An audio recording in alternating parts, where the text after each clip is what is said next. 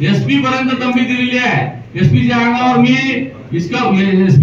मी गो तस्करी वरलीच्या चिठ्ठ्या फेकलेल्या आहे टेबलवर। त्याच्यानंतर रेती तस्करी विषयी मी पत्र दिलेले आहे एसपींना, एलसीबीला मी धाऱ्यावर धरलेला आहे। नाही माझं पत्र तुमच्या जवळ निकटवर्ती कोणतरी आहे का? नाही माझा निकटवर्ती याच्यात नाही आहे, कोणताच नाही आहे, शासन तर सांगून द्या।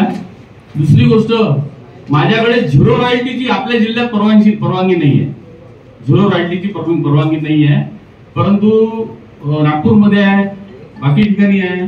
कारण तिथं 38,000 रॉयल्टी भरतात, पण झिरो रॉयल्टीसाठी 500 रुपयाच्या 600 रुपयाच्या रॉयल्टीसाठी त्यांना दंड पडला जातो। माझ्याकडे डेलिगेशन आलं होतं त्यांचं, मी सन्माननीय पालकमंत्र्यांना एक पत्र दिलं की बाबा यांचा झिरो रॉयल्टीच्या संदर्भात तुम्ही निर्णय घ्या। त्यांनी घेतला का? भाजपच्या पदाधिकाऱ्यांनी निवेदन दिलं होतं ना, कुठं? नंदुरबारच्या तहसीलदाराला। नाही चुकीची गोष्ट आहे। माझा निकटचा कोणी सांगा, त्यांनी त्यावेळेस सांगितलं होतं। हो, पण त्यांनी सांगितलं असतं, माझं नाव थोडी सांगितलं।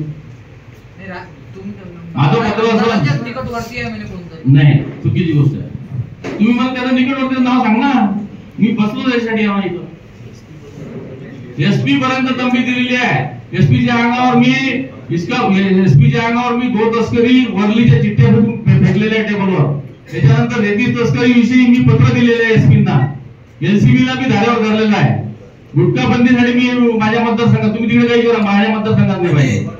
उठाने के बाद मैंने उत्तर दिया उसका, ये बताया मैंने नहीं बताया। म्हटलं ना अवैध धंदे चालू नाही, अवैध धंदे चालू नाही म्हटलं, तुम्ही म्हटल्यावर